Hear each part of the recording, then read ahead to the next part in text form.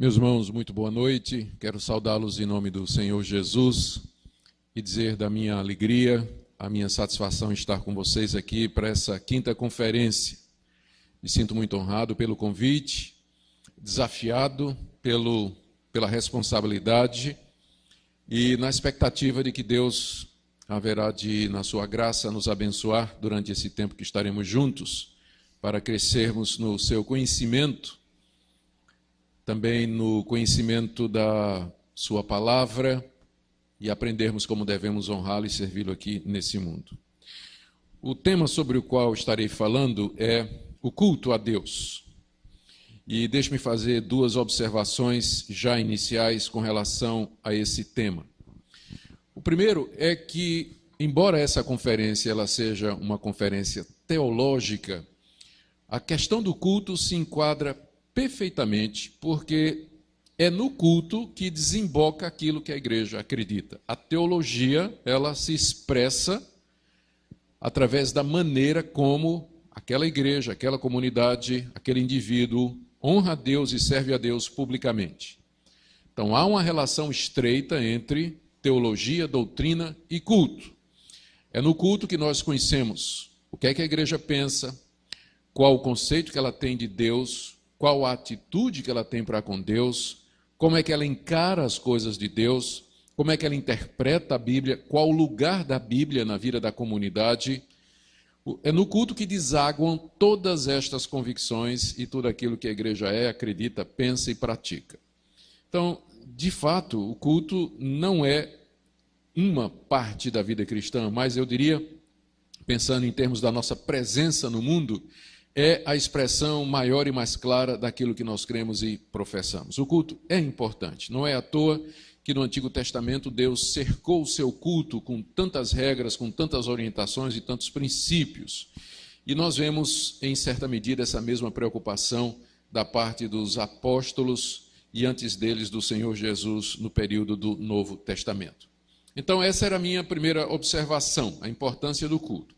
A segunda observação que eu preciso fazer é que existe uma distinção necessária de ser observada entre a minha vida como culto e o culto público que nós prestamos a Deus. Todo mundo concorda que a nossa vida como um todo, ela é um culto a Deus.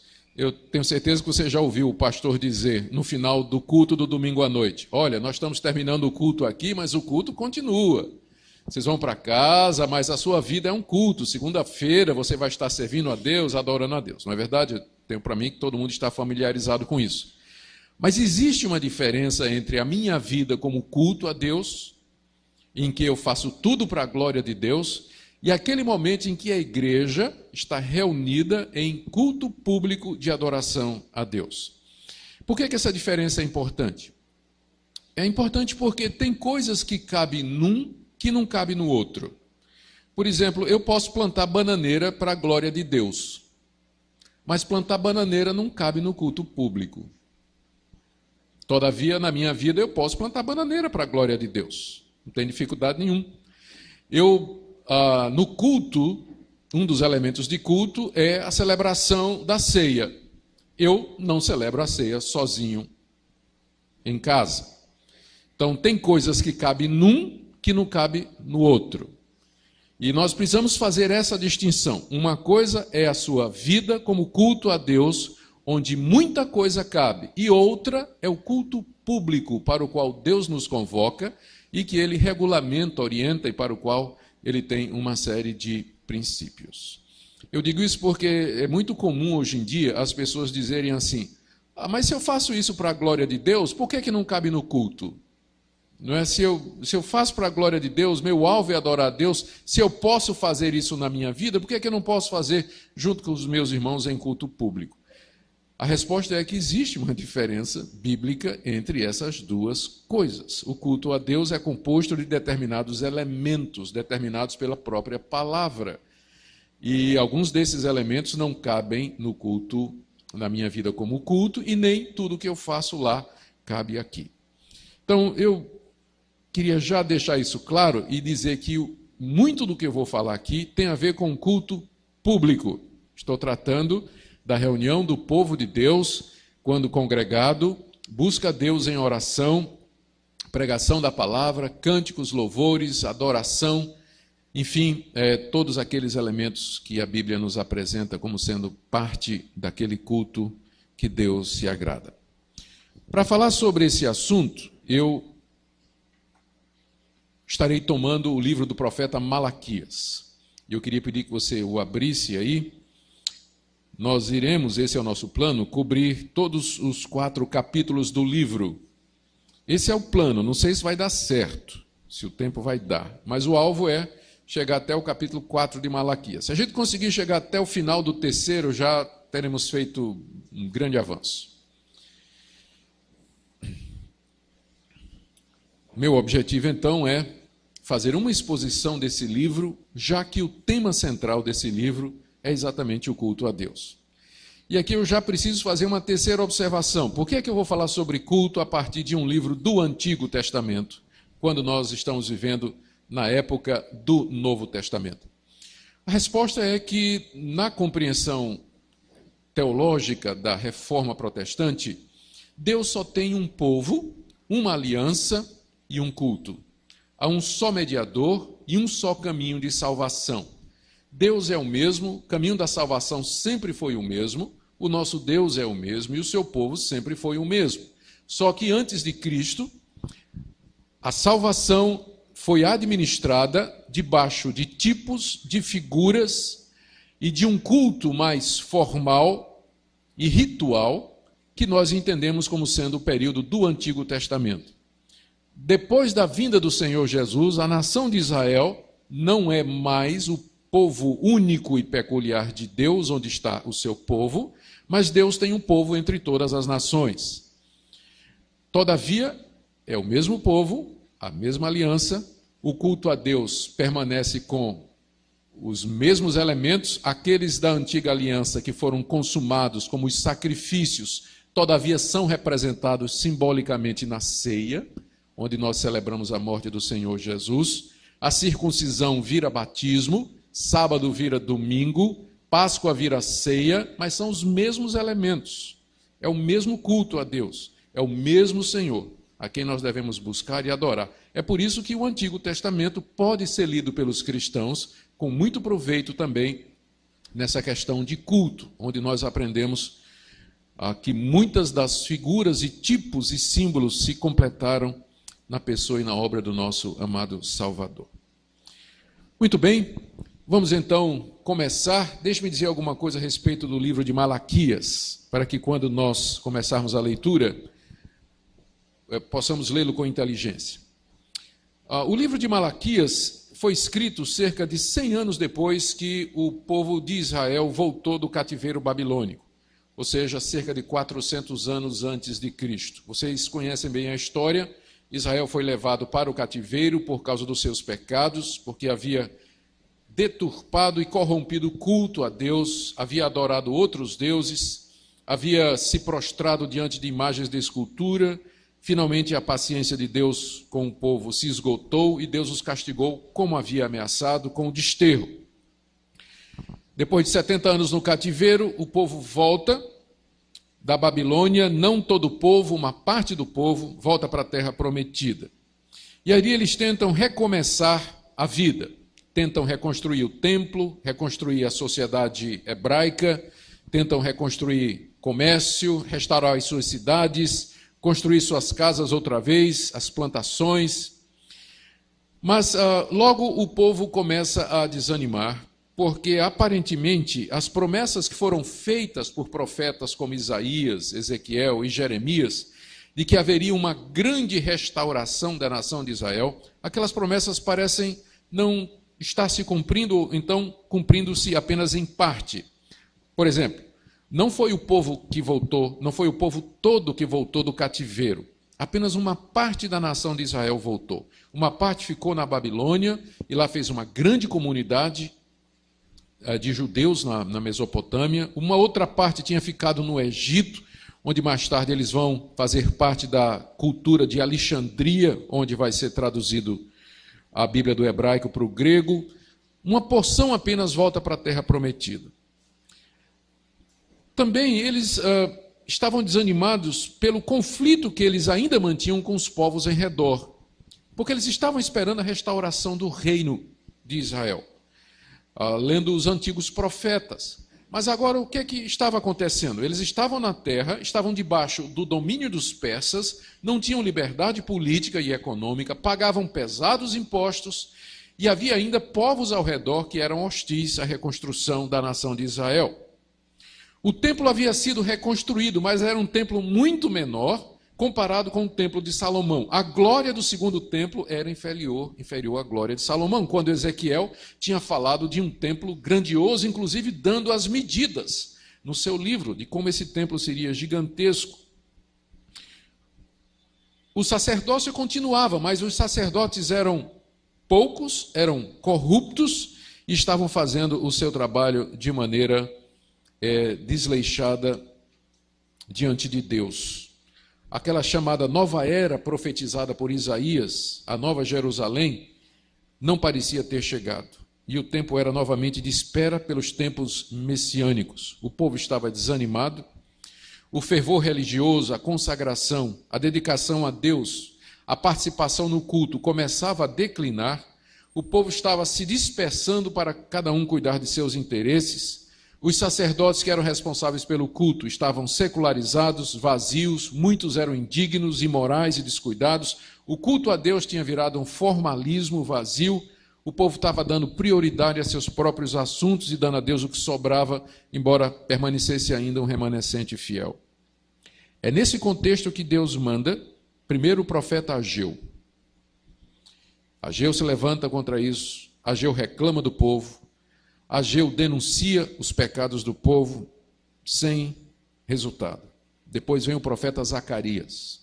Deus manda também Zacarias. São profetas de após retorno babilônico. Era a época de Esdras e Neemias, que estavam encorajando o povo a reconstruir o povo de Deus. Também não dá certo. E finalmente, por último, Deus manda Malaquias. Malaquias é um pouco depois de Ageu e Zacarias, já não é mais na época de Esdras e Neemias. Ele é o último profeta do Antigo Testamento. É o último emissário de Deus. Diríamos assim, falando em termos humanos, a última tentativa de Deus de trazer o povo de volta ao verdadeiro culto.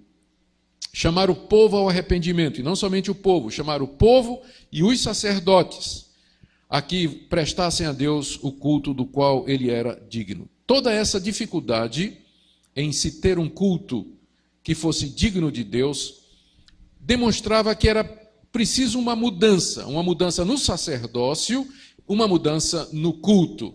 E essa mudança, é claro, foi introduzida 400 anos depois com a vinda de Cristo, o sumo sacerdote, que deu por encerrado os sacrifícios, o sistema levítico e instaura a continuação do culto em espírito e em verdade, não mais em um só local.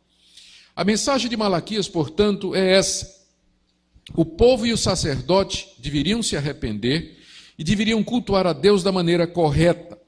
Eles deveriam permanecer fiéis a Deus e perseverar em adorar a Deus, mesmo que aqueles fossem tempos difíceis, e eram tempos difíceis. Era tempo de opressão política, opressão econômica, havia desemprego muito grande, muitos órfãos e muitas viúvas por causa das guerras.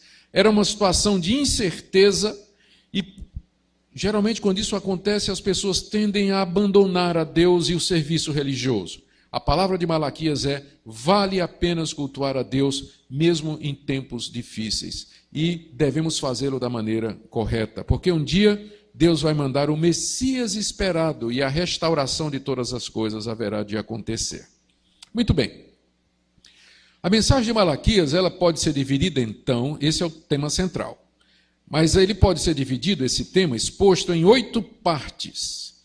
E quase todas elas têm a mesma estrutura. Uma declaração de Malaquias a respeito de Deus, um questionamento do povo e a resposta de Deus. O livro de Malaquias, você vai perceber, ele é diferente do livro dos outros profetas, onde se registra os sermões e os discursos dos profetas à nação de Israel. Isaías, Jeremias, Ezequiel, Oséias, são os sermões que eles pregavam para o povo. Mas em Malaquias o que você tem é o registro do diálogo de Deus com o povo. É diferente nesse sentido. É um vai e vem. Deus fala, o povo responde, Deus retruca. São 8 partes estruturadas dessa maneira. Aqui vão essas partes. Primeira declaração de Deus: eu amo vocês. Aí o povo diz: o Senhor nos ama? Como? Olha a nossa situação. Resposta de Deus: eu amo vocês, porque eu amei Jacó e aborreci Esaú. Capítulo 1, de 1 a 5. Aí Deus diz: vocês estão profanando o meu culto. Aí os sacerdotes dizem: nós profanando o teu culto? Em que nós estamos profanando o teu culto? E Deus diz: porque vocês não estão fazendo como eu disse que era para fazer. Capítulo 1, de 6 a 14. Aí Deus volta: eu não aceito o culto de vocês. Aí o povo diz: por que o Senhor não aceita o nosso culto nem os nossos sacerdotes? E Deus retruca: porque vocês estão praticando a corrupção e a imoralidade. Capítulo 2, de 1 a 10. Não aceito a oferta de vocês, diz Deus. Aí o povo pergunta: por que o Senhor não aceita as nossas ofertas? E Deus diz: porque vocês não estão vivendo de acordo com minha palavra. 2, de 11 a 16. Deus diz: eu estou enfadado com o culto de vocês. Quando eu vou para o culto, Deus diz, eu fico lá olhando o relógio, vendo que hora vocês vão parar de me adorar, porque eu estou enfadado com esse culto de vocês. Aí eles perguntam: mas em que é que nós estamos te enfadando? E Deus responde, capítulo 2, 17 a capítulo 3, 5. Aí Deus volta: vocês estão me roubando. Essa parte todo mundo conhece, a parte do dízimo, né? Malaquias é conhecido por essa passagem. Deus diz: vocês estão me roubando. E o povo diz: nós roubando ao Senhor? Em que nós estamos roubando? Deus diz: nos dízimos e nas ofertas. Capítulo 3, de 6 a 12. Aí Deus volta: vocês estão falando mal de mim. Nós falando mal do Senhor? Então sim. Está aí no capítulo 3, de 13 a 18, e termina no capítulo 4, de 1 a 6, quando Deus diz: então eu vou mandar o profeta Elias, e ele vai converter o coração dos pais aos filhos. Eu terei finalmente um culto onde eu serei adorado. E isso é a preparação para o Novo Testamento. Faz a transição para o Novo Testamento. Então, esse livro é marcado por esse, vamos chamar de bate-boca, não é? Entre Deus e o povo. O povo endurecido, o povo cinicamente perguntando a Deus o que é que eles estavam fazendo errado, e Deus pacientemente dizendo: vocês estão errando nisso, vocês estão errando nisso, vocês precisam se corrigir nisso. Então, aqui nós vamos encontrar uma série de princípios extremamente importantes para a questão do culto a Deus. Hoje à noite, se Deus quiser, nós vamos ver os 2 primeiros questionamentos. Capítulo 1, em que tu nos tens amado e em que temos profanado o culto a Deus. Capítulo 1 trata dessas 2 questões, é o que nós queremos fazer, ou ver nessa noite. Então, vamos começar com essa declaração de Deus ao povo de que ele de fato amava aquele povo e a resposta que o povo deu a Deus. Vamos ler aí do verso 1 até o verso 5. Sentença pronunciada pelo Senhor contra Israel por intermédio de Malaquias. Eu vos tenho amado, diz o Senhor, mas vós dizeis: em que nos tens amado? Aí a resposta de Deus: não foi Esaú irmão de Jacó? Disse o Senhor. Todavia amei a Jacó, porém aborreci a Esaú. E fiz dos seus montes uma assolação e dei a sua herança aos chacais do deserto. Se Edom, que é Esaú, diz: fomos destruídos, porém tornaremos a edificar as ruínas, então diz o Senhor dos Exércitos: eles edificarão, mas eu destruirei. E Edom será chamada terra de perversidade e povo contra quem o Senhor está irado para sempre. Os vossos olhos o verão, e vós direis: grande é o Senhor, também fora dos limites de Israel. Apesar de que a mensagem aqui, o livro começa dizendo que é uma sentença. A palavra sentença no hebraico significa peso. É uma sentença porque é um peso. Você ouvir uma sentença condenatória, é um fardo. É isso que a palavra é no hebraico. Fardo ou peso pronunciado pelo Senhor contra a nação de Israel. Então isso denota o caráter do livro, essa denúncia que Deus faz, essa sentença contra o seu próprio povo por causa da perversão do seu culto. Só que, embora seja uma sentença, Deus começa dizendo que ama a nação de Israel, que ama o seu povo. E era essa a mensagem que Malaquias todo dia trazia para aquele povo. Falava do grande amor de Deus, falava da compaixão de Deus, da fidelidade de Deus para com a sua nação. E esse amor de Deus pelo povo era um amor antigo, que vem desde a escolha soberana de Abraão, passando pelo fato de que Deus separou os filhos de Abraão para si de todos os demais povos. De todas as nações da terra, Deus havia escolhido somente a nação de Israel. Israel era o povo eleito de Deus. Por isso que Malaquias dizia: Deus ama vocês. E Deus falando através de Malaquias dizendo: eu amo vocês. Deus lhes deu a aliança, a lei, promessas, sacerdócios, os sacrifícios. E Deus os protegeu e abençoou através da história. Era só dar uma olhada para trás que os judeus veriam como Deus foi favorável àquela nação. A gente às vezes lê a Bíblia e pensa que Israel era uma grande nação. Comparado com os egípcios, os babilônicos e outras grandes nações, era uma naçãozinha pequenininha, um punhado de gente, sem muita significância ou expressão. Você, lendo os relatos antigos da história, os documentos do Egito, os documentos da Mesopotâmia, quase não tem referência aos judeus, à nação de Israel. É desconhecida, era um povo pequeno, obscuro, de um lugar qualquer, lá da Palestina, mas foi esse povo que Deus resolveu chamar, escolher para si, entrar em aliança com esse povo, lhe fazer promessas e dizer que dali viria aquele que seria o Salvador de todas as nações. Eu vos tenho amado.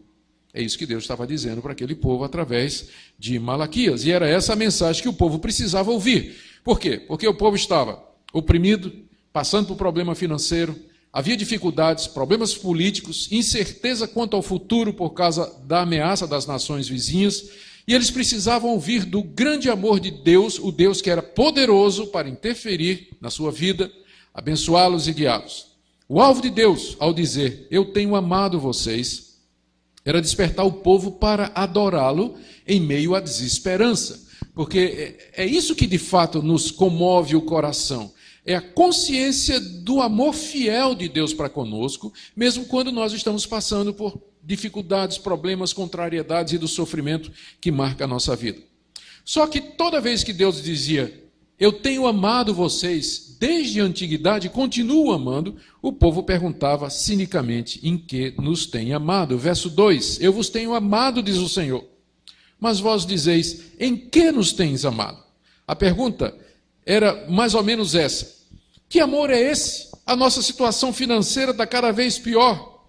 O Senhor nos ama, mas e os nossos inimigos que dominam sobre nós? E os tributos pesados que nós temos que pagar? O Senhor nos ama, mas por que está faltando trigo? Por que as promessas que o Senhor fez não se cumpriram? Eram perguntas que nós não podemos dizer que eram perguntas sinceras e honestas, porque nós vamos ver que outras perguntas que vieram eram capciosas, não é? Na verdade, eram perguntas de um coração endurecido que não queria reconhecer a bondade de Deus. Assim, eles estavam questionando a fidelidade de Deus, as promessas de Deus e o seu amor. O que, na verdade, eles deviam perceber é que aquela situação já era o resultado da incredulidade e da rebeldia dos seus corações. O amor de Deus foi amplamente demonstrado para eles através da história. A nação de Israel era um milagre do amor de Deus, como aquele povo ainda se mantinha. Deus só havia se revelado a eles. Deus os amava e Deus declarava isso, mas eles então perguntavam, o Senhor nos ama em quê? Vocês percebem que para a nação de Israel, o amor de Deus poderia ser medido pela situação financeira. O amor de Deus se mediria pela segurança física, pela saúde, pela prosperidade. E se vocês pensam que a teologia da prosperidade é uma coisa nova, vocês estão muito enganados, ela nasce aqui. A nação de Israel media o amor de Deus pela situação próspera. Quando Deus dizia, eu amo vocês, eles diziam, o Senhor não pode nos amar, porque eu sou pobre, eu sou oprimido, eu não tenho nada, eu vivo doente, eu só passo por dificuldade, em que é que o Senhor me ama? Não é exatamente esse o ponto da teologia da prosperidade hoje, que é pregado no Brasil afora? Que você mede o amor de Deus pelas bênçãos materiais que Ele dá. Sabe qual foi a resposta de Deus para o povo? A resposta de Deus não deve ter agradado muita gente. A resposta de Deus foi a doutrina da predestinação.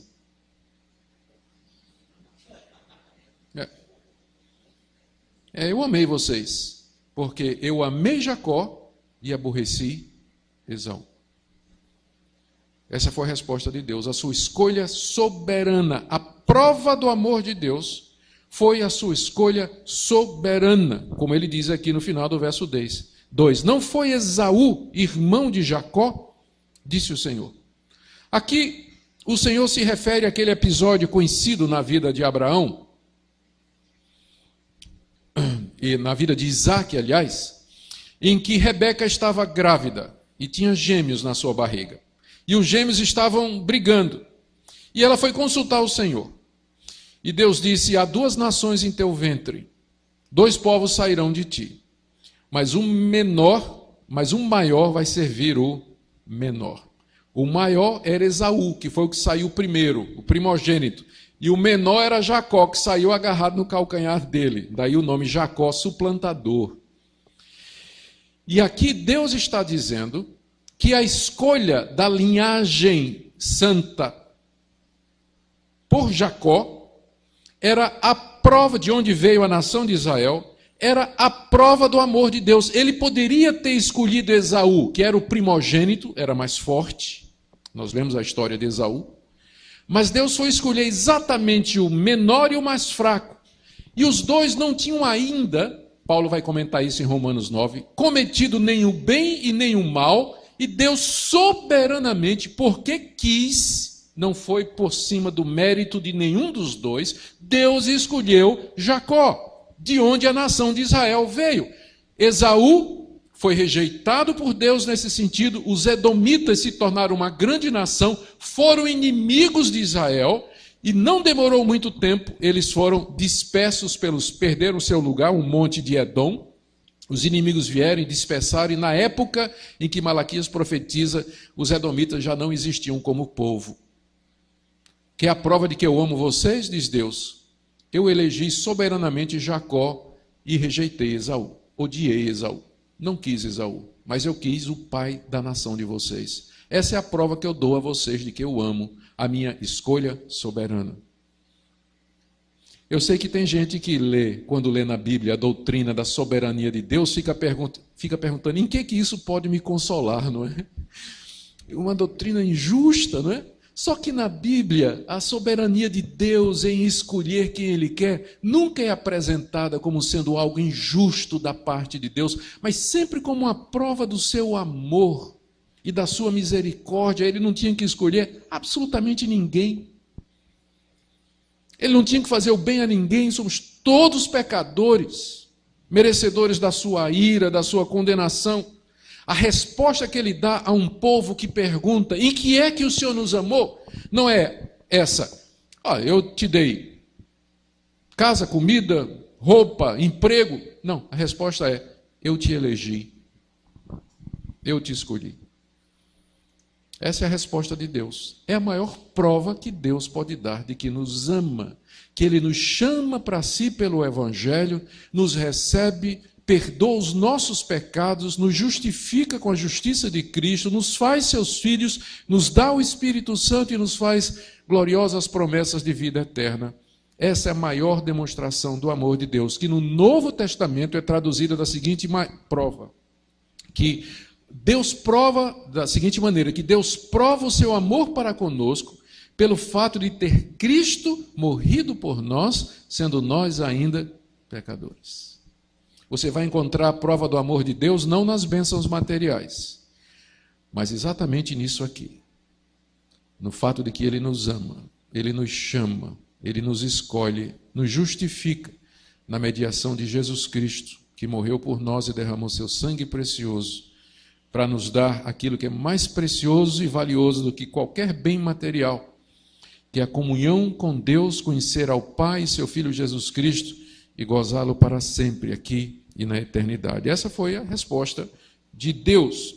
E ele desdobra essa resposta em mais 2 coisas. Primeiro, como ele diz, soberanamente ele escolheu Jacó, o pai da nação, verso 2, e aborreceu Esaú, o irmão mais velho dele, que por definição seria o herdeiro da promessa. Deus o rejeita, escolhe Jacó. Verso 3, aborreci Esaú e fiz dos seus montes uma assolação e dei a sua herança aos chacais do deserto. Como eu disse, na época em que esse livro foi escrito, a nação de Edom já não existia mais.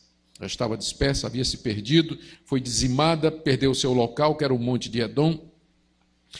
E se Edom diz, o remanescente da nação, se eles disserem, fomos destruídos, verso 4, porém tornaremos a edificar as ruínas, então diz o Senhor dos Exércitos, eles edificarão, mas eu destruirei. E Edom será chamada terra de perversidade e povo contra quem o Senhor está irado para sempre. Já pensou que você podia fazer parte desse povo contra quem o Senhor está irado para sempre? Dura coisa é cair nas mãos do Deus vivo. Se Deus é por nós, quem será contra nós? Mas e se Deus for contra nós? Povo contra quem Deus está irado. Se os remanescentes dissessem, nós vamos ser uma nação outra vez. Deus diz, vocês constroem, mas eu derrubo. O que Deus está querendo mostrar com isso? Está querendo dizer à nação de Israel, olha o que é que eu podia ter feito com vocês, mas eu não fiz. Eu escolhi vocês, amei vocês, vocês são o meu povo, eu protegi vocês, vocês são meus, eu dei a vocês a minha aliança, o meu pacto, as minhas promessas. Por isso me cultuem, por isso eu sou digno da adoração de vocês, do culto que eu prescrevi a vocês. E ele termina aí no verso 5 dizendo, os vossos olhos verão. É isso que Deus quer, que aqueles olhos cegos pela arrogância se abram e vejam. E vós direis, grande é o Senhor, também fora dos limites de Israel. Era isso que Deus queria que eles percebessem, a grandeza de Deus, fora inclusive dos limites da nação de Israel. Era isso que Deus queria que eles fizessem. Na hora que os nossos olhos veem isso, e nós dizemos, grande é o Senhor em toda a terra, aí o culto está começando. Aí o culto começa aqui, quando os olhos se abrem e nós vemos quem é Deus e estamos conscientes do seu amor. Eu queria tirar 3 ou 4 lições para nós aqui, da passagem, aplicando-as quanto ao culto a Deus nos dias de hoje. A primeira delas é prestar atenção para o grande amor de Deus em responder aos questionamentos rebeldes do seu povo. Você vê que Deus, mesmo que o povo tinha feito essa pergunta cínica, em que é que o Senhor nos amou, questionando a Deus, Deus pacientemente respondeu. Isso fala da misericórdia de Deus e da compaixão de Deus, e como Ele se compadece das nossas dúvidas e dos nossos questionamentos, até quando eles não procedem de boa intenção. O povo está questionando a Deus com cinismo. O Senhor nos amou em quê? E Deus, em vez de mandar fogo, trovão, relâmpago, raios do céu para destruir aquele povo, Deus se digna a responder ao povo. Eu amei vocês nisso. Eu escolhi o menor quando devia ter escolhido o mais velho. Eu escolhi aquele que foi o pai de vocês. Eu rejeitei a nação de Edom para sempre, ainda que eles queiram se reconstruir, eu vou destruir, porque estou irado com aquele povo para sempre. Mas com vocês, eu amo vocês para sempre, vocês são o meu povo. Deus tem paciência e responde o seu povo em misericórdia. Segunda coisa que nós aprendemos aqui, é que a melhor maneira de despertar os nossos corações para o culto é lembrar quem Deus é. Quando os nossos olhos veem a Deus. Muita gente vem ao culto e, na verdade, não presta culto a Deus, porque para prestar culto a Deus, você tem que ter a visão de quem Deus é. Porque a visão correta de Deus inspira os nossos corações, desperta a adoração, quando os nossos olhos veem que grande é o Senhor, inclusive fora dos limites de Israel. E não nos resta outra coisa senão nos prostrarmos diante dele e adorá-lo humildemente e servi-lo de todo o coração. O que falta hoje na igreja evangélica é a visão correta de Deus. Por isso que doutrina é importante, porque as pessoas estão indo para a igreja adorar o que não conhecem, buscar aquele de quem eles não entendem. Pensa que culto é só isso, é um conjunto de experiências religiosas num agrupamento de pessoas com música apropriada e rituais apropriados. A mente tem que estar envolvida. Você tem que entender quem é Deus, o que é que Ele fez por você. É só isso que vai preparar o seu coração e a sua alma para adorá-lo de fato. Por isso, doutrina é importante. Talvez não haja no Brasil uma doutrina que mais precise ser conhecida de que a teontologia, que é o estudo do ser de Deus. Porque o Deus que vem sendo pregado por aí, raras vezes é o Deus da Bíblia. É um Deus imediatista, tipo o gênio da lâmpada que a gente esfrega para fazer um pedido. É um Deus banana que não é justo, não é bom. É um Deus que não conhece o futuro. É um Deus que não tem poder para impedir tragédias. Há uma distorção da figura do Deus da Bíblia no Brasil hoje, de maneira que é difícil encontrar verdadeiros adoradores, que são aqueles que entendem quem é Deus e se prostram diante dele. Não há nada melhor para despertar o espírito de adoração do que nos lembrarmos quem Deus é, conhecê-lo. Eu fico às vezes morrendo de pena quando eu vou pregar em algumas igrejas que tem o dirigente do louvor, não é? Ele está vendo o povo lá desanimado e ele fica assim querendo botar o povo animado para louvar a Deus. Aí inventa de tudo. Vamos ficar em pé agora. Cumprimente seu irmão. Né? Levanta a mão. Vamos, roda aí ao redor. Planta bananeira. Vou fazer o trenzinho de Jesus. Alegria, gente. Aeróbica e tal. Né? Maior esforço para animar o povo a adorar. Não adianta, porque a adoração não é o resultado desse tipo de manipulação de massas. A adoração, ela vem espontaneamente do coração, quando o Filho de Deus medita em quem Ele é e o que Ele fez. É impossível não adorá-lo, quando nós nos lembramos o que é que Ele é e o que é que Ele fez por nós. Brota naturalmente dos nossos corações. Terceiro lugar, lição importante aqui: o amor de Deus não se mede pelas bênçãos materiais. Quando é que nós vamos aprender isso, hein, gente? A gente vem no culto, às vezes, buscar a Deus pelo que Deus pode nos dar. A gente vem em busca da bênção. Nós vemos trazendo os problemas, vemos trazendo as angústias. Não é que seja errado, não, porque o próprio Deus nos encoraja a buscá-lo por isso. O errado é quando nós buscamos a Deus somente por isso. E é aqui que está aquele teste que Deus fez com Jó. Porque a insinuação do diabo era que Jó só adorava a Deus porque Deus tinha dado tudo para ele. E o desafio do diabo foi: tira tudo que Jó tem para ver se ele ainda é um adorador. E Deus disse: pode ir. E o diabo tirou tudo de Jó e Jó continuou a adorar. Chorando é verdade, mas ele não renegou. Ele não arredou o pé da sua confiança em Deus e de cultuar a Deus. Tem uma passagem no livro de Jó que diz assim: ainda que ele me mate, nele esperarei. Então Deus às vezes tira as coisas que nós temos para ver que tipo de adorador nós somos. Consumidores que vão atrás de Deus por causa do que Deus pode dar, ou de fato adoradores que adoramos a Deus pelo que Ele é. O Senhor grande e poderoso. E última coisa que eu queria dizer aqui é que não há prova maior do amor de Deus do que a sua escolha soberana. Isso é um conforto para nós quando tudo está dando errado. Quando a doença chega, quando o desemprego vem, situação financeira aperta, há uma tragédia na família, perdemos um ente querido, problemas de relacionamento, nós nos sentimos rejeitados, menos do que nada, no fundo do poço.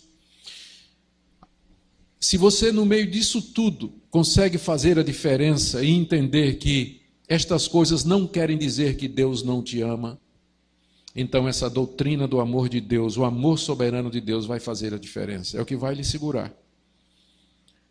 Você vai saber que esse Deus que lhe ama permite estas coisas para que você cresça, para que você amadureça, para que você forme caráter cristão, aprenda a perseverança e a adorar a Deus em toda e qualquer situação. Amém?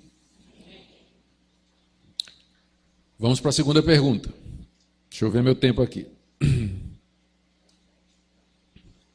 Está na hora, né, pastor? Está 8 horas cravado. Deu certinho. Porque aí, depois do intervalo, nós vamos para a segunda pergunta.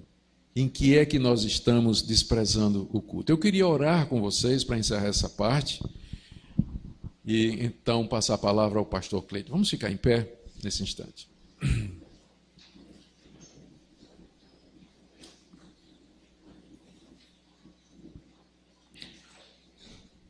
Ó Deus, faz-nos verdadeiros adoradores. Nós queremos te prestar o culto do qual tu és digno. Nos ajuda a entender quem é o Senhor. E se há alguém aqui que ainda não compreendeu a tua grandeza, a profundidade do teu amor soberano e eletivo, eu peço, Senhor, que os seus olhos sejam abertos para que a doutrina da tua soberania seja doce ao seu coração e que os empecilhos mentais e emocionais sejam removidos para que essa palavra que é bíblica calhe em nosso coração. Ó Senhor, purifica a tua igreja no Brasil, livra os nossos cultos dos acréscimos humanos, das intenções falsas e faz-nos verdadeiros adoradores. Bendizemos o teu nome pelo que tu és, o único Deus verdadeiro. Teu nome é grande entre as nações. Em nome de Jesus. Amém.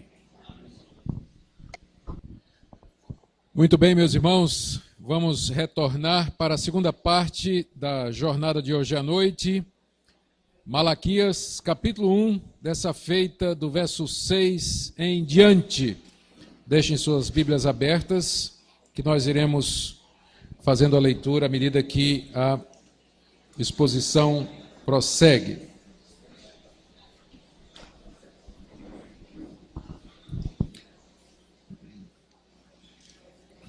Aqui nós temos a segunda declaração de Deus, dirigida dessa feita aos sacerdotes, embora, é claro, por extensão a todo o povo. Conforme nós vimos na primeira parte, o livro de Malaquias trata do culto a Deus. Deus levantou esse profeta com o objetivo de chamar o povo e os sacerdotes ao arrependimento no que tange ao culto que estavam prestando a Deus. Deus zela pelo seu culto. Deus quer ser adorado da maneira certa e pelos motivos corretos. Por isso ele levantou o profeta Malaquias para corrigir o povo nesse assunto. Na primeira parte do livro que nós vimos, na primeira metade da nossa palestra nessa noite, Deus reafirma o seu amor pelo povo em termos da sua fidelidade soberana, o seu amor eletivo, o amor que chama, que escolhe para si. E que aquilo deveria ser um incentivo ao culto e à adoração durante os momentos difíceis que o povo estava prestando. Muito embora o povo tivesse reagido com até sarcasmo. Em que é que o Senhor nos amou? E a resposta de Deus é: eu amei vocês, amei Jacó e aborreci Esaú. Agora, na segunda parte do capítulo 1, nós temos uma outra declaração de Deus, dessa feita dirigida aos sacerdotes e relacionada com o culto. Nós vamos ler do verso 6 até o final do capítulo 1. Por favor, acompanhe a leitura. O filho honra o pai e o servo ao seu senhor. Se eu sou pai, onde está a minha honra? E se eu sou Senhor, onde está o respeito para comigo, diz o Senhor dos Exércitos, a vós outros, ó sacerdotes, que desprezais o meu nome. Vós dizeis: em que desprezamos nós o teu nome? Ofereceis sobre o meu altar pão imundo, e ainda perguntais: em que te havemos profanado? Nisto que pensais, a mesa do Senhor é desprezível. Quando trazeis animal cego para sacrificardes, não é isso mal? E quando trazeis o coxo ou o enfermo, não é isso mal? Ora, apresenta-o ao teu governador. Acaso terá ele agrado em ti e te será favorável, diz o Senhor dos Exércitos. Agora, pois, suplicai o favor de Deus, que nos conceda a sua graça. Mas com tais ofertas nas vossas mãos, aceitará ele a vossa pessoa, diz o Senhor dos Exércitos. Tomara houvesse entre vós quem feche as portas, para que não acendesseis debalde o fogo do meu altar. Eu não tenho prazer em vós, diz o Senhor dos Exércitos, nem aceitarei da vossa mão a oferta. Mas desde o nascente do sol até o poente é grande entre as nações o meu nome, e em todo lugar lhe é queimado incenso e trazidas ofertas puras, porque o meu nome é grande entre as nações, diz o Senhor dos Exércitos. Mas vós o profanais, quando dizeis: a mesa do Senhor é imunda, e o que nela se oferece, isto é, a sua comida, é desprezível. E dizeis ainda: que canseira! E me desprezais, diz o Senhor dos Exércitos. Vós ofereceis o dilacerado e o coxo e o enfermo, assim fazeis a oferta. Aceitaria eu isso da vossa mão, diz o Senhor? Pois maldito seja o enganador, que tendo animal sadio no seu rebanho, promete e oferece ao Senhor um defeituoso. Porque eu sou grande rei, diz o Senhor dos Exércitos, o meu nome é terrível entre as nações. Notem que essa parte termina exatamente como terminou a primeira. O verso 5, que marca o término da primeira parte, fala que os vossos olhos verão e vós direis, grande é o Senhor, também fora dos limites de Israel. E essa parte termina dizendo, eu sou o grande rei, diz o Senhor dos Exércitos, o meu nome é terrível entre as nações. Ou seja, mais uma vez você vê esse tema aqui, esse ponto aqui.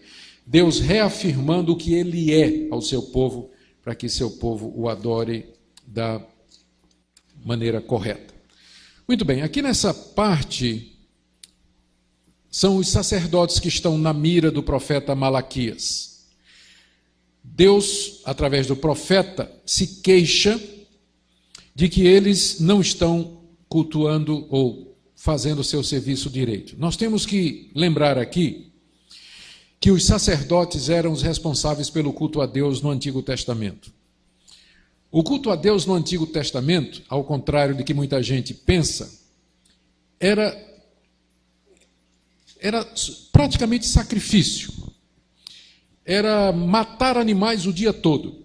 Eu sei que às vezes a gente pensa no culto do Antigo Testamento com os levitas cantando, o coral, não é? E as harpas, e alguém declamando. Eventualmente havia isso. Eventualmente os levitas cantavam no templo, eventualmente eles ensinavam o povo na lei, havia ocasiões para isso. Mas o culto no Antigo Testamento, aquele culto que era feito 3 vezes ao dia, era açougue, era matar animal, o tempo todo, só matando animal, matando animal, matando animal. Era isso que os levitas faziam. E é isso que eu acho também engraçado hoje em dia, quando aparecem aqueles grupos de louvor dizendo, nós somos levitas.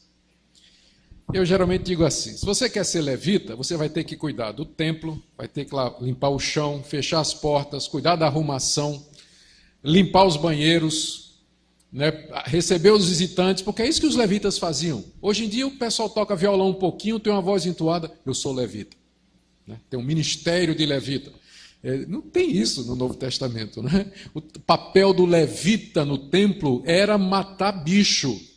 Era ele que trazia o animal para o sacrifício, junto com o sacerdote, inspecionava o animal para ver se o animal estava de acordo com os padrões requeridos por Deus na lei. Tinha a maneira certa de sacrificar, partes do animal eram queimadas no altar, outra parte era levado para fora, e tinha aquele sangue todo que era escorrido e que o levita tinha que limpar depois, né? Manter o fogo aceso, os pães da proposição.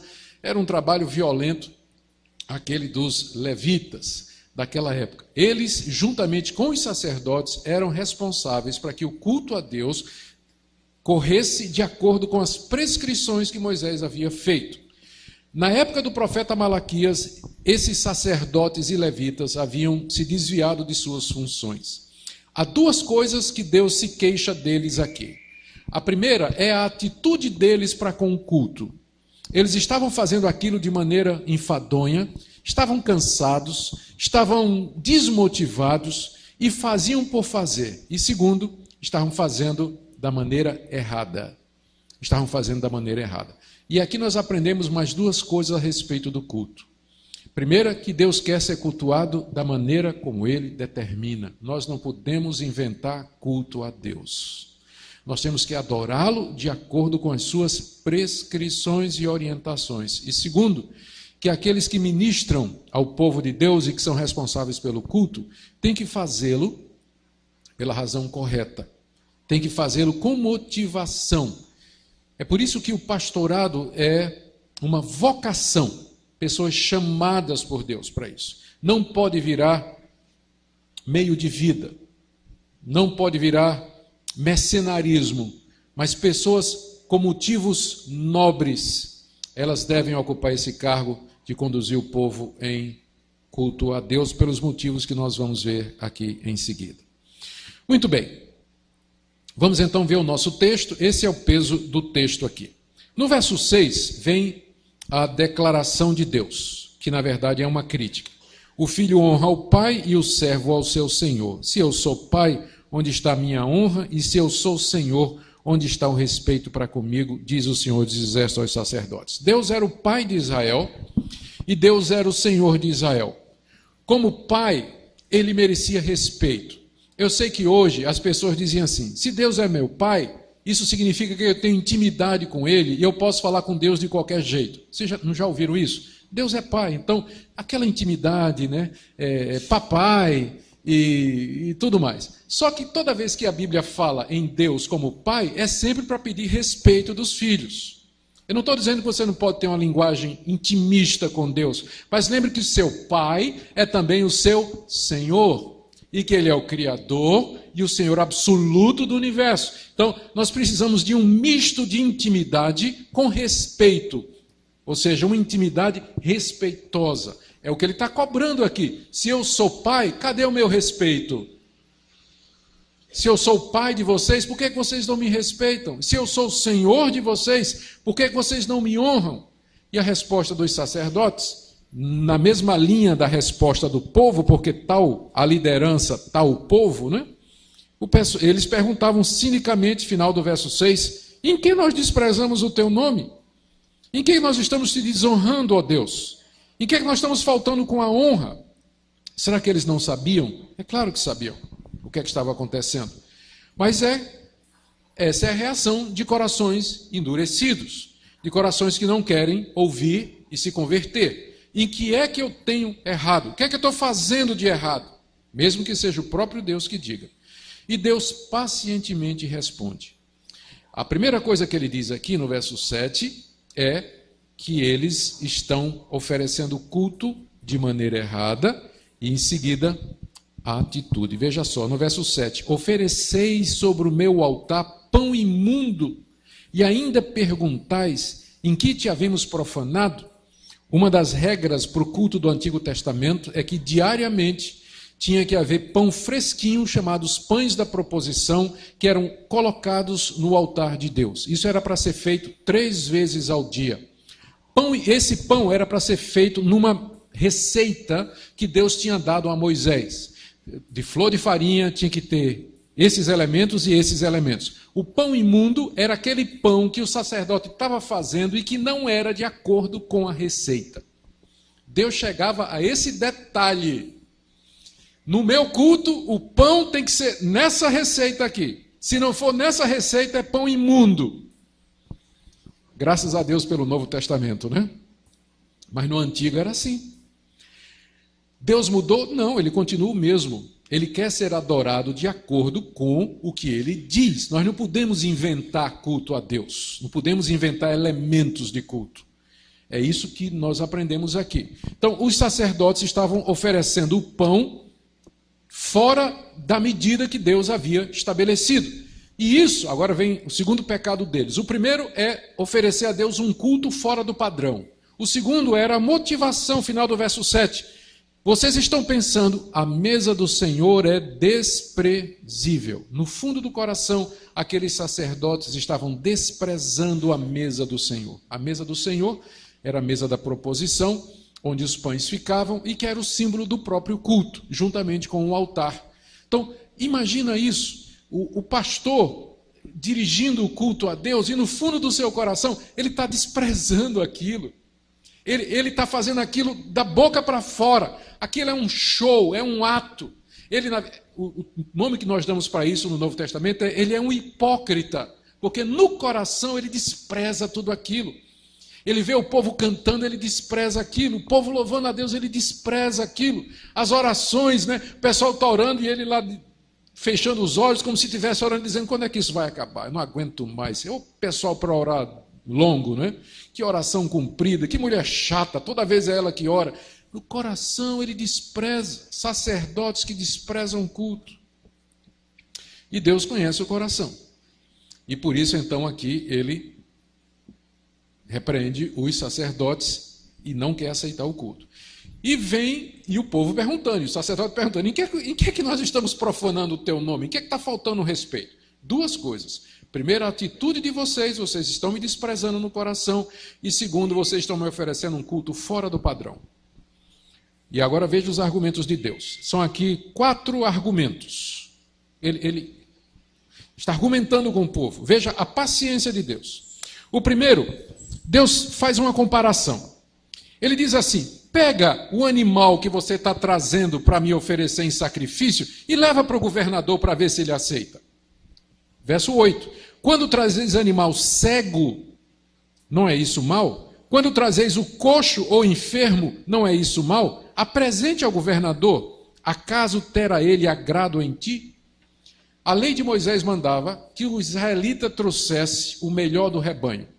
Tinha que ser o melhor cabrito, a melhor ovelha, tinha que ser o melhor boi. Não podia ter defeito, não podia ser cego, não podia ser manco, não podia ter cicatriz, não podia ter sido dilacerado, não podia faltar uma perna.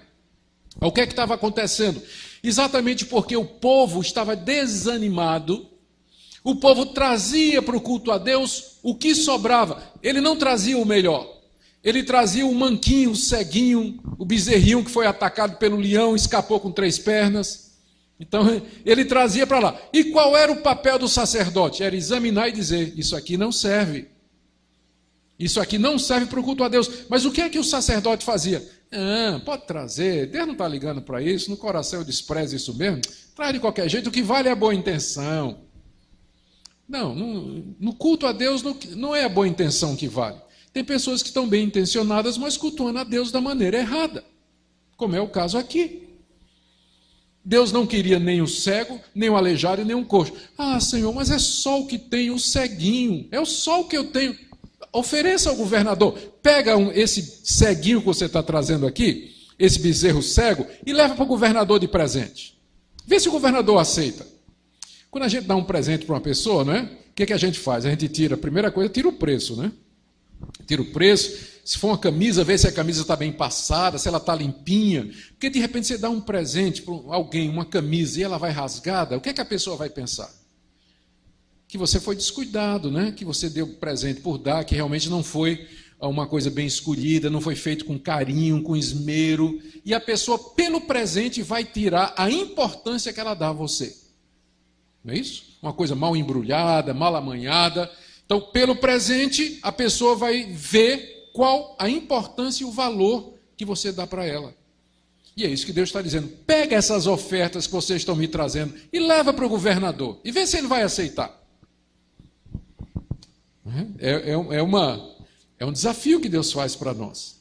E que nos leva a essa conclusão. Que Deus, de fato, Ele não somente requer que nós o adoremos conforme Ele prescreve, mas Ele quer que nós tragamos para Ele o melhor de tudo o que nós temos, do que somos. Tudo é dele. O melhor é para Ele. Ele não vai aceitar restos do seu tempo, da sua vida, do seu talento, do que você tem. Mas Ele quer o mais importante. A primeira coisa é essa, a comparação com o governador, para ver se o governador aceitava. Deus está argumentando com o povo. Em seguida ele diz: faça um teste comigo, verso 9.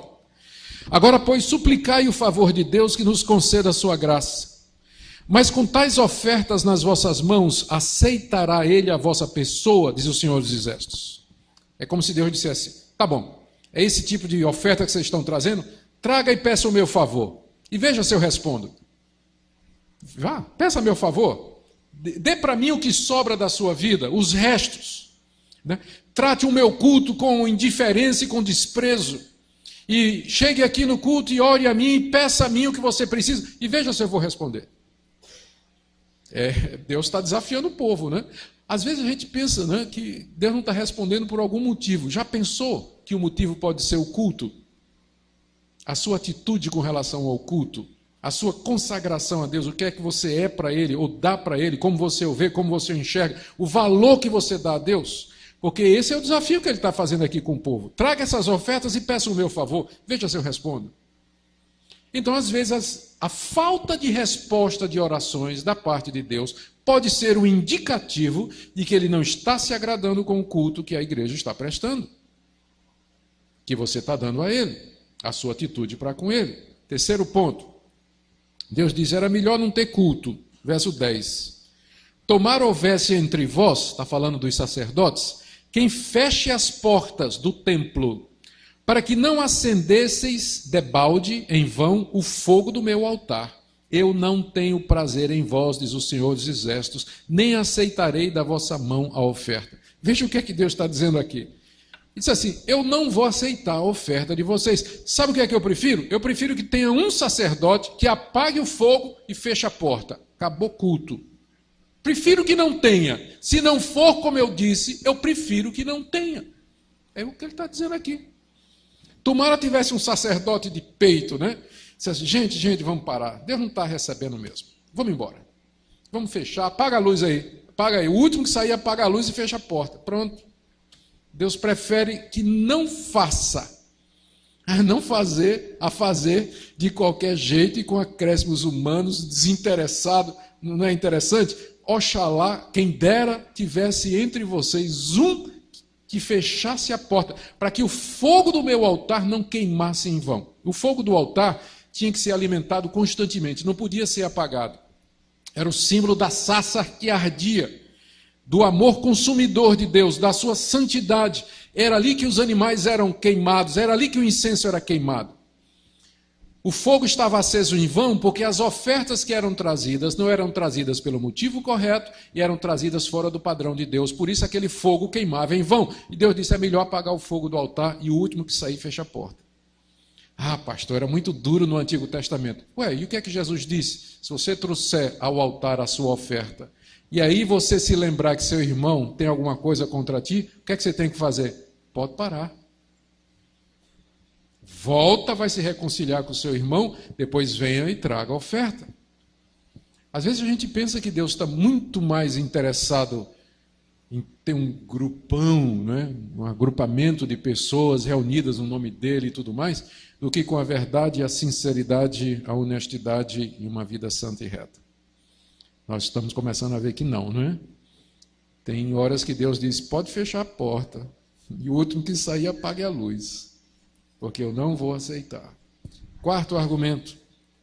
Um dia, Deus vai receber a glória que lhe é devida. Verso 11. Desde o nascente do sol até o poente é grande entre as nações o meu nome, e em todo lugar lhe é queimado incenso e trazidas ofertas puras, porque meu nome é grande entre as nações, diz o Senhor dos Exércitos. Eu queria sugerir a vocês aqui uma tradução alternativa, se não me engano a NVI já faz isso, ou outra versão. Vocês sabem que o verbo hebraico, ele não usa o tempo que nós usamos, né? Não tem passado, presente ou futuro, ele é completo ou incompleto. E às vezes a gente tem que ver pelo contexto qual é a ideia, se é futuro, se é passado ou se é presente. Então é possível que a melhor tradução para esse verso seja essa daqui, olha, o verso 11. Desde o nascente até o poente é grande entre as nações, será grande entre as nações o meu nome, e em todo lugar lhe será queimado incenso, e trazidas ofertas puras, porque meu nome é grande entre as nações. Por que é que esses verbos no futuro, eles traduzem melhor a ideia? Porque se você for ler como está aqui, está dizendo que Deus aceita o culto pagão. Não é verdade? Ele está dizendo, desde o nascente do sol, em todo lugar, é grande entre as nações o meu nome. De fato, não era. Deus só era adorado em Israel. Nas outras nações, Baal, Moloque, Astarote, Renfã, Milcom e os Baalins eram adorados. Eram os deuses pagãos. O culto verdadeiro a Deus só tinha em Israel. E ele diz também, em todo lugar lhe é queimado incenso e trazidas ofertas puras. Isso não é verdade do culto pagão. O culto pagão não trazia ofertas puras para Deus. Eles sacrificavam inclusive animais imundos, porcos, aves, répteis, que Deus não aceitava de maneira nenhuma. Então, se você colocar no futuro, aí faz sentido. Um dia, Deus diz, o meu nome será grande entre todas as nações, e entre todas as nações lhe será queimado incenso e trazidas ofertas. Aí sim, está falando da era messiânica. Está falando do período da igreja, quando a igreja irá para todas as nações e de todo lugar virá um povo para adorar Deus em espírito e verdade. Essa tradução é possível gramaticalmente, não faz violência ao texto. Lembrem que inspirado por Deus não é a tradução, mas o original é hebraico, né? Então a gente fica um pouco assim à vontade para mexer um pouquinho aqui. Eu creio que a Bíblia é inerrante, palavra de Deus, viu, gente? Não vão pensar noutra coisa, não. Então, é o último argumento. Um dia, Deus vai receber a glória que lhe é devida. E um dia o seu culto será de acordo com o que ele deseja. E aí vem a queixa de Deus, terminando versos 12 a 14. Mas enquanto esse dia não chega, vós o profanais o nome de Deus, quando dizeis, a mesa do Senhor é imunda, e o que nela se oferece, isto é, a sua comida é desprezível, e dizeis ainda, que canseira, e me desprezais, diz o Senhor dos Exércitos. Já pensou isso? Os sacerdotes dizendo, que canseira. Isso pode acontecer com pastores, com líderes da igreja. Que canseira. Todo domingo, culto de manhã à noite. Durante a semana, culto. Culto nos lares. Todo dia, todo mês, é a mesma coisa. Que canseira. Tem hora que os pastores cansam. E tem hora que o perigo que acontece com os pastores é que eles se tornem como estes sacerdotes. Como muitos não sabem fazer outra coisa para ganhar a vida, eles vão continuar no ministério, mesmo que no fundo do seu coração, o coração deles já não está mais lá. Cansou, desanimou. Pode ter certeza que existem muitos nessa situação, como os sacerdotes. E aí, o culto já não recebe a mesma atenção, o rebanho não recebe o mesmo zelo, a mesma preocupação, a pregação já não é mais estudada, preparada. Que canseira. Esse é um dos grandes perigos do ministério, né? A familiaridade com o divino, a familiaridade com a palavra, com as coisas de Deus, ao ponto que a pessoa vai se acostumando, deixa de ser nova, deixa de ter aquele elemento de romance, de envolvimento, de paixão. O tempo vai matando isso no ministério. Por isso que os pastores precisam, os ministros precisam de tempo, gente. Não tira o couro dos pastores. O pastor precisa de tempo para descansar, para se reciclar, para ir para simpósio, para ir para congresso. Ele precisa de dinheiro para comprar bons livros, bons DVDs, tirar um tempo, renovar a sua fé, o seu compromisso. Tem igreja que mata o pastor à míngua. É trabalho, trabalho, trabalho, trabalho, apertado, não tem férias. Então, tenham compaixão. Pastores podem chegar nesse ponto. E só quem perde é quem? Vocês. Os pastores precisam de tempo para isso também. No caso desses pastores aqui não creio que era por causa do cansaço. Eu fiz uma digressão, aproveitando o tema. O pastor Cleiton não me mandou dizer isso para vocês, não, pode ter certeza, viu? Para dar férias e melhorar o salário dele, não mandou dizer isso. Mas no caso dos sacerdotes, aqui, era de fato um problema de natureza espiritual. Eles, no fundo do coração, eles desprezavam aquilo que estavam fazendo. Estavam cansados e enfadados. E por isso o culto a Deus chegou daquela maneira. E Deus argumenta de novo. Vós ofereceis o dilacerado, o coxo, o enfermo, assim fazeis a oferta.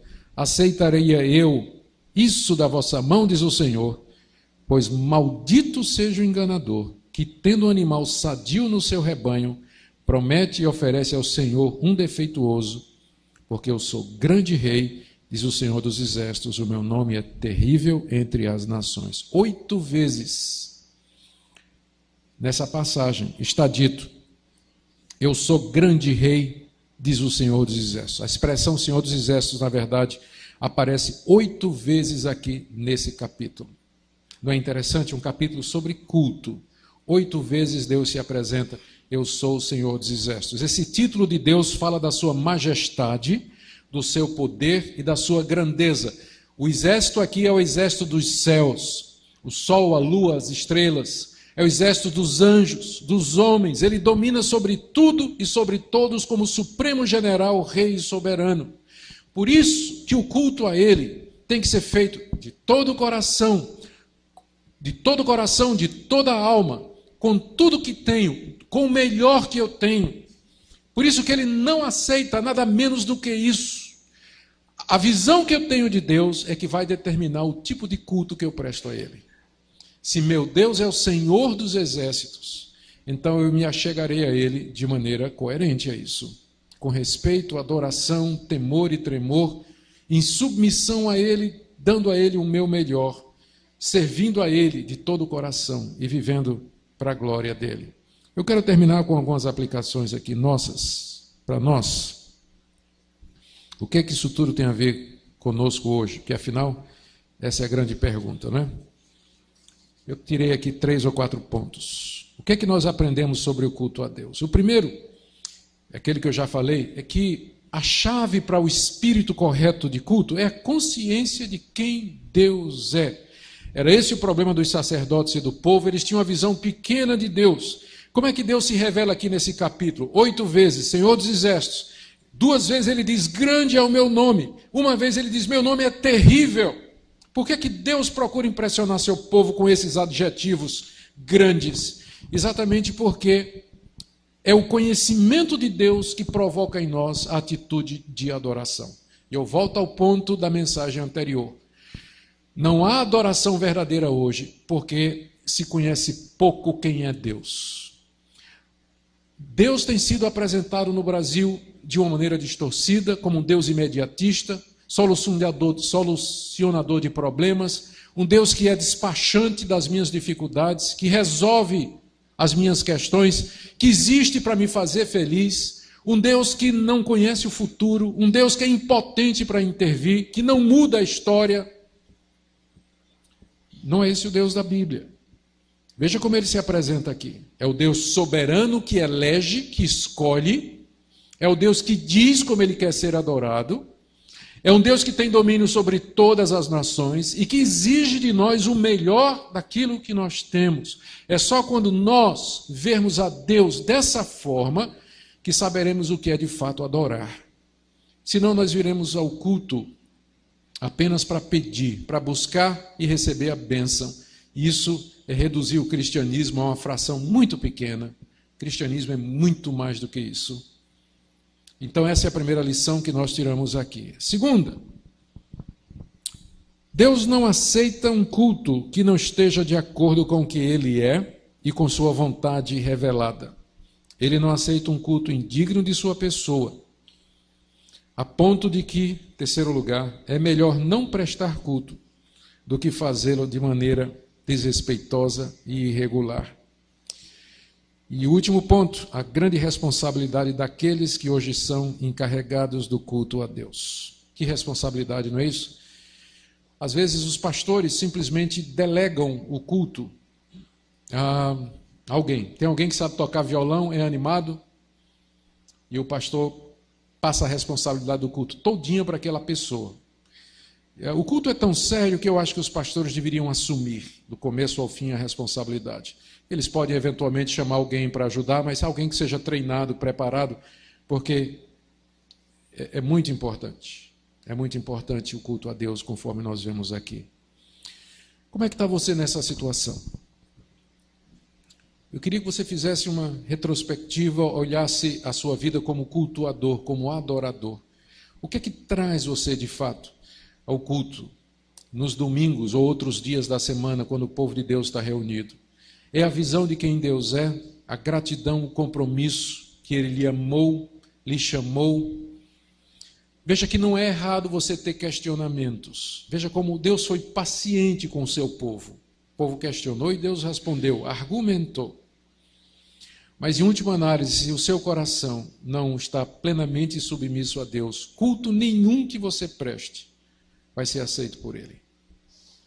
Porque Ele conhece o nosso coração e Ele deseja que nós o adoremos em espírito e em verdade. Amanhã, se Deus permitir, capítulo 2, eu vou enfatizar a importante relação entre o culto e a vida prática, abordando 2 questões.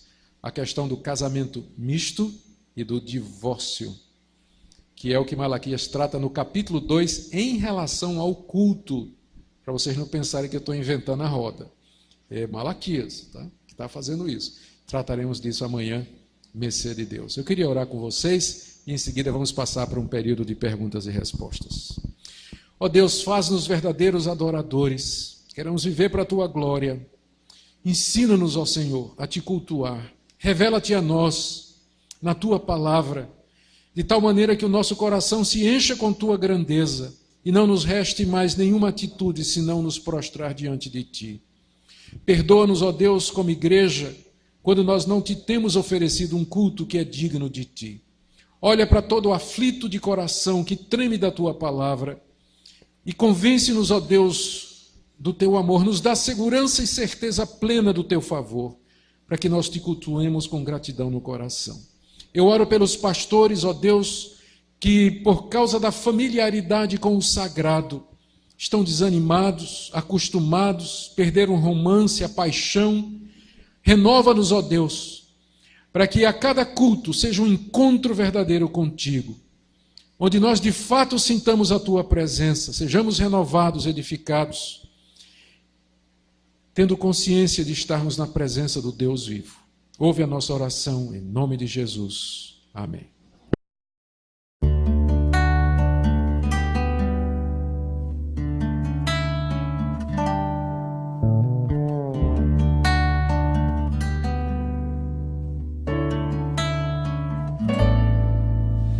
Habita, ó Senhor, em meu viver. Faz-me aprender o teu querer. Enche-me com